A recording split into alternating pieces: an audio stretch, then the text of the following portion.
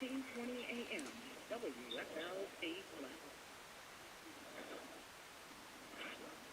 The best variety of gospel music. The news. 14:20 a.m. WF. Views expressed in this broadcast are not necessarily those of the staff and management of WFLC.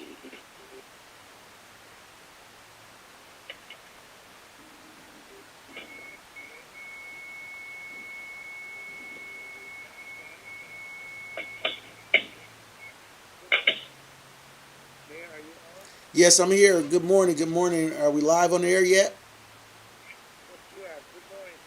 Good morning, and thank you. Thank you. Good morning to all the WFLT listeners. We have a fantastic show packed with information for you this morning. We're going to be able to tell you about some of the things and the questions that we get here at City Hall and some of the things that we have coming up. It's been a challenging week with information dissemination, but we want to make sure we give it clear out today. We're going to bring clarity to confusion. But before we do that, we want to make sure that we send our love and our compassion out to those that may be needing prayer this morning. We all stand in need of prayer, but also for those who have lost their loved ones. My friends Danielle and Camille Green has lost their mother this past week. I wanted you to lift them up in prayer this week for the loss of their loved one, and all those that may still stand in need of prayer. We have Pastor Pettigrew here with us this morning to guide us and lead us into prayer. Pastor, can you go ahead and deliver a prayer for us? Yes, thank you, Mayor. Good morning to the city of Flint. Kind and most gracious God, we thank you for another day. We ask you to be with the Green family, those others who have lost loved ones throughout this city. We're asking to just keep their hands in your hands. Continue to believe in you. We do know there's a time that we don't understand, but you told us that if we just keep a connection with you, whatever we don't understand right now, we'll understand it better by and by. And dear God, we ask you to be with the city of Flint. Be with our mayor. You told us in Psalm 84, no good thing which you withhold from them who walketh uprightly. Continue to be with him. Father, I pray that he continue, as he always do and will, to strive for the advancement of this city. And Father, I know he's going to always listen to you. Be with us as we continue to go and do the things that's the best for this city. We're going to be mindful and say thank you for everything you have done. It's in Jesus' most mighty name we pray. Amen. Amen. And thank you for that, Pastor. I know that you can be excused whenever you can. I know you have to go to your church to perform a funeral, and definitely give our regards to the family. I think we sent something over to the family from the mayor's office, but you let them know that we stand in prayer with that family. But today we got a great show for us today. We've been talking a lot about what's going on at City Hall. We have important votes that's coming up for City Council this upcoming Monday. I want to invite all residents down to City Hall for this next council meeting here at City Hall this Monday, starting at 4:30. 5 o'clock the council meeting is scheduled to start. But come down. One of the famous quotes that from a very, very world-renowned leader, Dr. Martin Luther King, says, "It's not the words of our enemies that we will remember, but it's the silence of our friends." Now we need our friends to be able to weigh in and come in to be able to look at what is going on, because we have some very important votes at City Council. And some of these things have not been carried out in the last few weeks. But we have a garbage contract, an opportunity for us to receive a $4 million grant from the state of Michigan to be able to enhance our waste collection services. And this new enhanced services is no additional charge to the residents of the great city of Flint. What it's going to do is give each resident a 96-gallon recyclable can and a 96-gallon recyclable can for collection of waste and your recyclables. This is at no additional cost. We can get an extension from our waste provider to 2028 with no cost increase to the residents. But far too often these things are heavily politicized, and politics and malice and hate gets into the way of what's going on. We've seen this in our nation's capital. January 6th, we were reminded that things can happen when our nation's capital was attacked. Here in the city of Flint, there are many elected officials have been threatened, threats upon their personal safety and their lives. At least 2 council people have received these credible threats, and because of that, I have installed metal detectors for council meetings. And then it's been somewhat of pushback from other council people because of the level of dysfunction that we witness. But this has gone far too far. When you have people with threats upon their lives, we have made an arrest upon a person who assaulted one of the residents inside of city council chambers at their last meeting. We won't tolerate this level of behavior, but this level of behavior is engaged and it is monetized. And I'm saying it monetized because we've become made aware of one of the council people have signed an entertainment contract for different things, and they're monetizing and selling the dysfunction. This is what we've been informed of, and this has gone too far. And so we need to make sure that the people business gets taken care of, and so others have to speak up.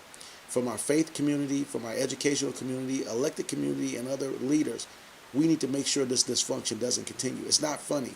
It's not funny at all. Where words are weaponized, racial epithets are hurled back and forth amongst council members, and they're monetizing selling T-shirts to this fact. We can't let this level of dysfunction continue to interrupt what we do every day, especially when it becomes a quality of life issue for residents and also a safety issue here at City Hall. Because of state law, we're mandated not to prohibit any carrying of any firearms. If people watch the news this past week, you've seen people carrying long-handled weapons and different things of that nature. We're working with our governmental entities to make sure that we can minimize this and then probably get this as a gun-free zone. But we're working with that, but we need our allies to speak against this dysfunction. Other things that's been going on in the news is that we know that the law water suit monies, more than $600 million have been part of the settlement agreement. People call City Hall to ask when those monies are going to be delivered. But that's not up to me. It's up to a federal judge in this case that's looking over this. And so we need to get out the best information that we can. So I invited today, along with our friend here, Reggie Davis, here in the city of Flint. He's going to introduce people from the law group that's representing a certain class of many of the plaintiffs here in the city of Flint, that they can describe what the process is and what we need to do moving forward. People need to complete their submission of all their documents, or they could find themselves not receiving some dollars and cents. And so, Vanessa, we're going to use you as a community engager on this. Reggie, I'm going to kick it to you. So, Vanessa, go forth, and Reggie, you can introduce the guests after that. Vanessa? Good morning, Mayor, to our listening audience. As always, it's a delight to be a part of today's broadcast, and most importantly, to bring truth and transparency to what's happening throughout our administration and City Hall and in our community. So we welcome this morning back to our radio show Reggie Davis, who has been a guest before and has enlightened us and shared a lot of good and pertinent information, and today he's brought along some additional help with that. So good morning, Reggie. Good morning, Vanessa. How you doing?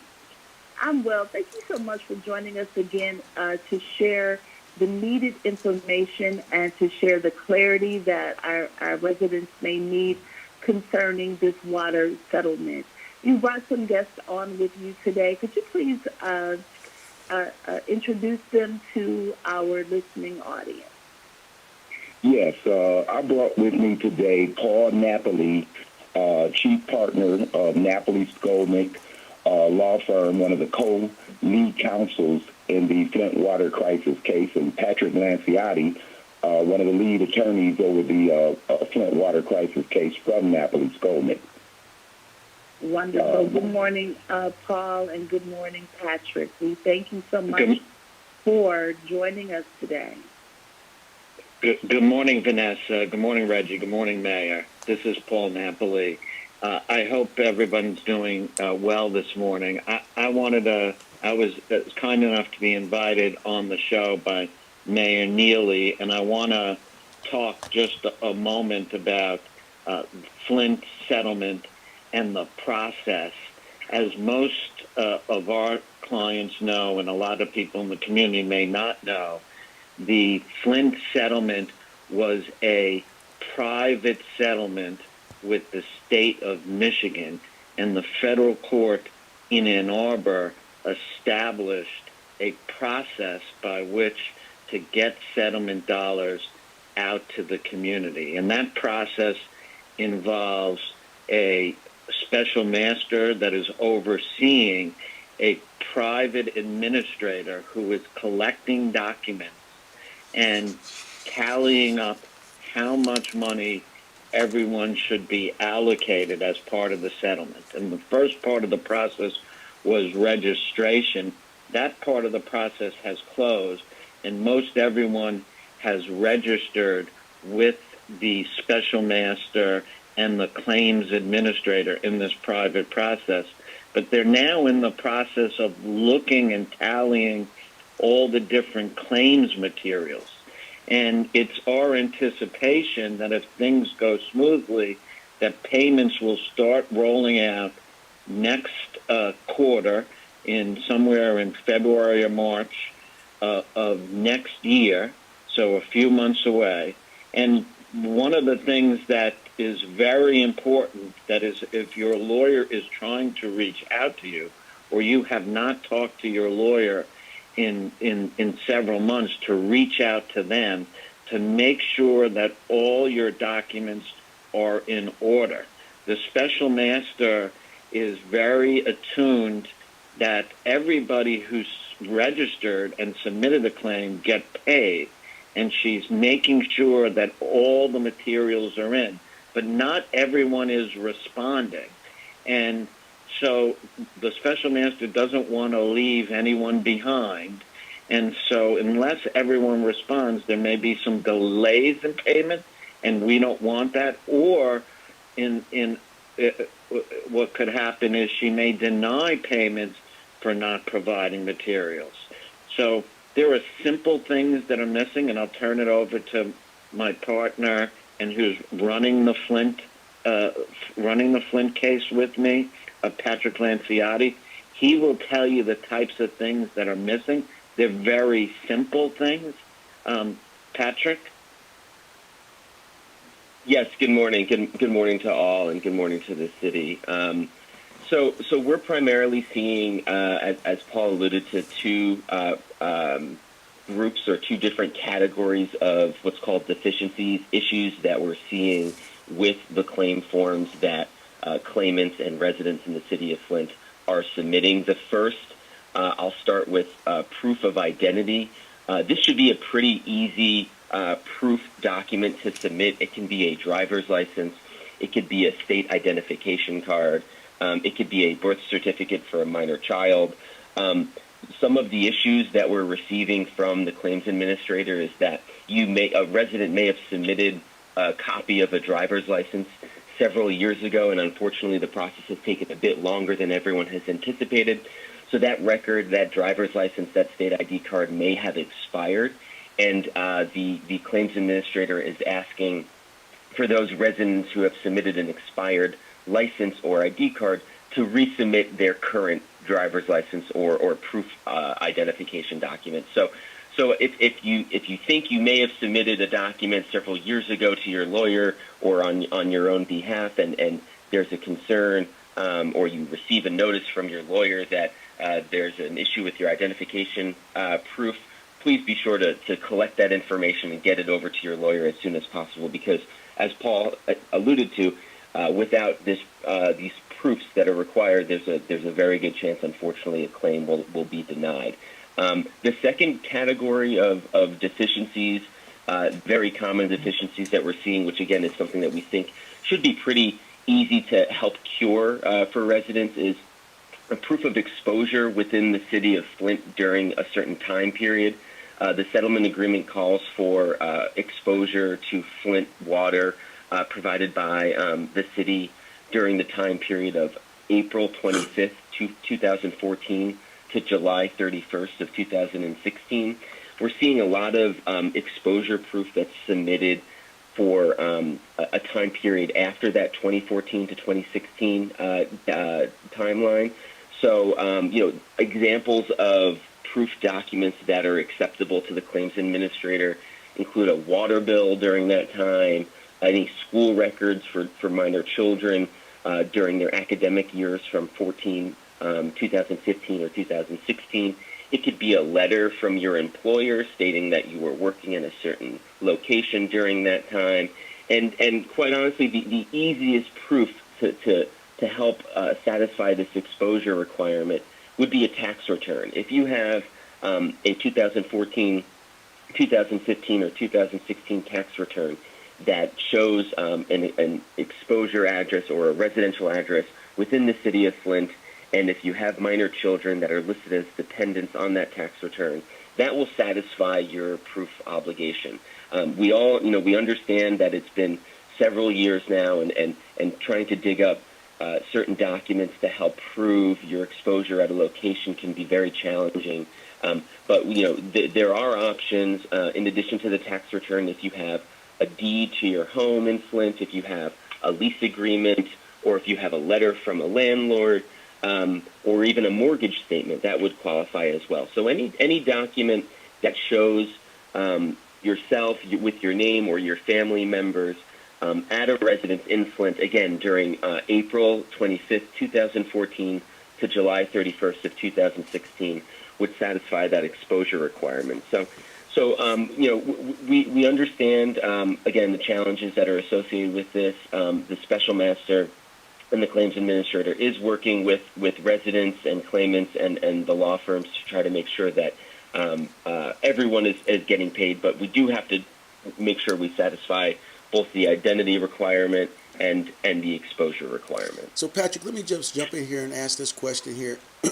So is this a part of what the delay is for residents to start receiving their dollars and their payments, is because they want to make sure they maximize the payout for all residents? Getting these documents in, is that part of the delay? Well, I would say the process is quite complicated, and it's been challenging reviewing. I know the claims administrator has been looking at millions upon millions of pages of records, and it is a labor intensive process. They have a quite large team going through it. I wouldn't say that's part of the delay, but I would say that there's a long process that's been implemented. That's taken a long time, rather, a complicated process that's making sure all stones are overturned, that all claims are reviewed thoroughly. We don't want to have there are tens of thousands of claims that have been submitted with several levels of proof. We want to make sure that the claims administrator is looking at these cases and looking at the claims and the proofs that are submitted on an individual basis. That the time is being spent on them, and everyone is given their due course. So, Mayor, just to add to what Patrick said, the claims administrator is almost three-quarters the way through all the documents, and what's remaining are a lot of these deficiencies. So the special master is going to allow additional time to have these deficiencies cured, and no one is going to get paid until all the deficiencies are resolved, or they decide, that's enough, we've given enough opportunity. So everyone should make sure, talk to their lawyer. If you're represented by us, come to our Flint office, talk to Reggie. But if you're getting text from us or phone calls from the Napoli firm, that means that you have a deficiency and you should respond. The overwhelming amount of people, our sense, feel like, the money's not going to come or it's going to be insubstantial. It's going to be significant money. It's absolutely going to come. It's already in the bank. It's waiting to be dispersed.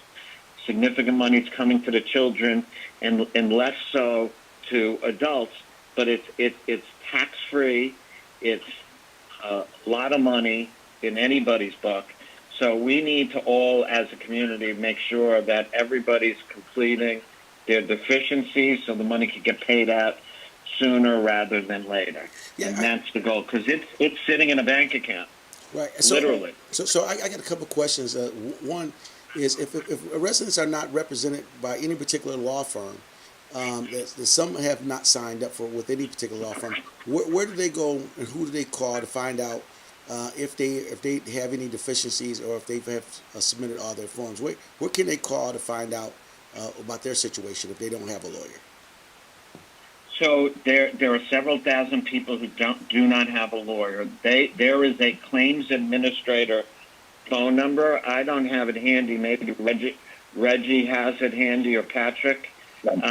We can certainly pull it up now. provide it. Go ahead. Yeah, Go and ahead, they Paul. can. Go ahead, Reggie, if you have it. I'm pulling that up now. Go ahead, Paul. It's the Archer Group's number. I'm pulling that up, and I'll be able to provide it here in a few minutes. Yep. But go ahead, Paul. Finish that. Then I have one more question, and I'll kick it back to Vanessa on this. But so they can call the court administrator or the administrator over the claim. But you said something that really struck a concern, or it's a benefit. Could be a benefit. You said the money is literally sitting in a bank account now. So if we have about $400+ million sitting in the bank account, it's accruing interest during this whole particular time. Interest on $400 million is a lot of money.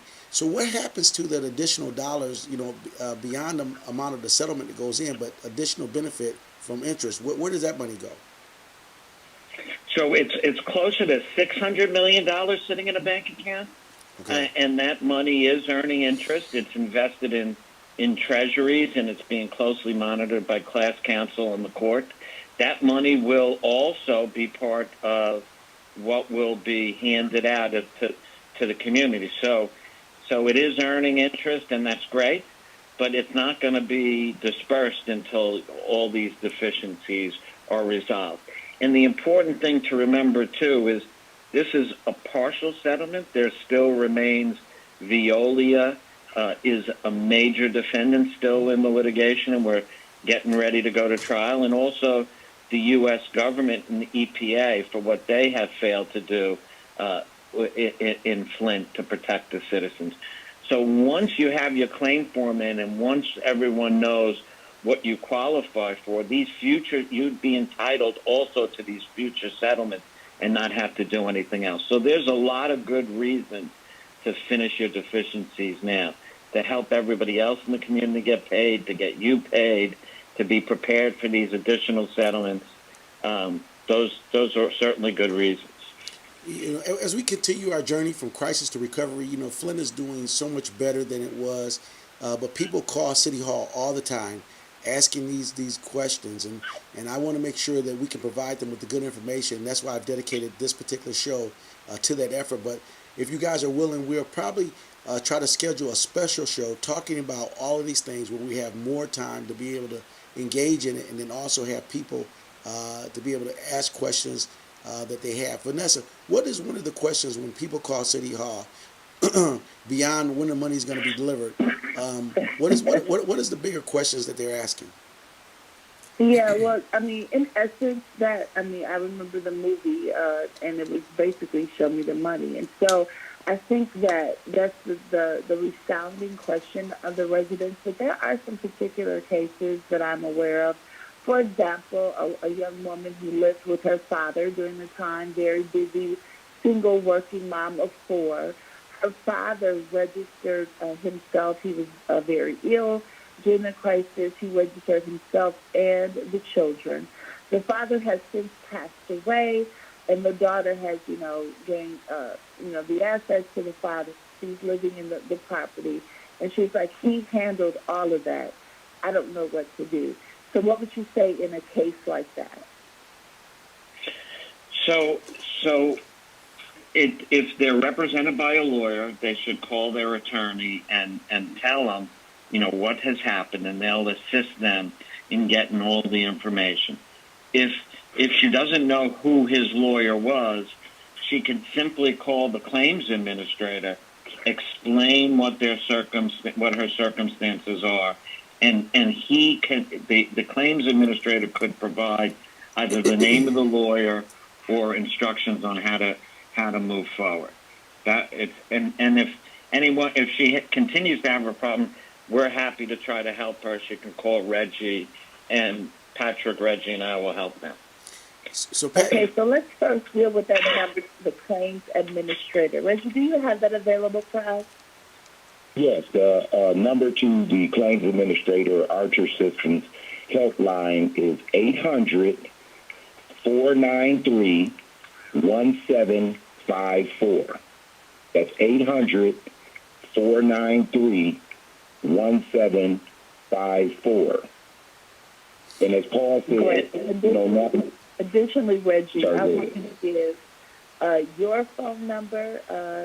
You are here on the ground for Napoli Scully in the Flint office, and you signed many families up for this claim. Please provide your phone number for anyone that may have additional questions for you after the broadcast. Absolutely. Our phone number is 888-900-7034. That's 888-900-7034. And they can call my extension in particular at 3701. We will be in the office today from 10 to 3 p.m. We'll stay a little longer. So anybody in the sound of our voice that are Napoli Scully clients, you can call. You can come in the office. We will receive you today. It's very important that everybody heed the call of Patrick and Paul and the lawsuit and contact us. Contact your lawyer. Let's make sure we kill these deficiencies so people can get paid. Yep. As we Now, Mayor, you mentioned. I'm sorry. Go ahead, real quick. Well, we're winding down to the end of the show. I want to take the last couple of minutes. I want to first thank Patrick, Paul, and Reggie for being here, and we'll have a special edition to another show. We'll promote it, and we'll have about an hour to discuss this on WFLT and other places. But we definitely want people to get the good information. We find ourselves responsible in the social atmosphere to be able to help people because so much has been going on. But there are entities out there that's causing misinformation all the time, and that's what their desire is to do, to cause the level of chaos. But what we want to do is invite people to City Hall this Monday for a city council meeting. If you cannot come to the city council meeting, please call your council persons. You can reach them at 766-7418, 766-7418. Ask for your particular council person. Express your desire to eliminate the level of dysfunction that's going on in that particular body. We want to make sure we have a safe environment. And so we're doing everything that we can because, like I said, January 6th at our nation's capital, we saw the level of insurrectionists that goes on to try to bully government. Now we have social media insurrectionists, and they're nothing less than that, right? And so definitely we want to make sure we have a safe environment here at City Hall, and we're working toward that effort. But definitely call them to let them know your will about what is going on inside the city of Flint. The way that we collect waste and recyclables inside the city of Flint can be advanced through a grant through the state of Michigan. This is free to the resident. This is a great deal. Also, to expand our services, our operation services, we're wanting to take over a bank location, an old bank location on the corner of Pearson Road and Clio Road so people can pay their utility bills at a drive-through location. This helps the people with disabilities and also seniors, where you don't have to pay for parking in front of City Hall, walk 150 yards to be able to stand in the line to pay your utility bills. We want to expand this. But these type of services are hung up, and we've watched the dysfunction, much like a car crash at council meetings. Levels of violence and threat has been levied against one another in those council meetings. Call your council peoples. It's time for you to weigh in. Once again, I give you the words of Dr. Martin Luther King. It's not the words of our enemies that we will remember, but it is the silence of our friends. We need our friends to weigh in, from clergy to educators to civic leaders. We need you to weigh in. And we should never weaponize words against one another to where it elevates to a level of violence. We're much better than that. We're much better as a community. We're much better together than divided. We are one Flint, and we are continuing to press forward. We're doing fantastic with economic growth, recreational opportunities, eliminating blight in our community. But what's happening now, people that's trying to monetize the level of dysfunction in our community got far too out of control. And so we need residents to step up and call your council persons, 766-7418. And that is our show for WFLT. Keep bringing clarity to confusion. And for those in the spiritual area, we know this is not a war of flesh and blood, but principalities. I love you, Mom. Thank you, Napoli Skornick, for joining us today. And thank you, and God bless. Have a wonderful and beautiful day today. God bless you guys. Back to you, WFLT.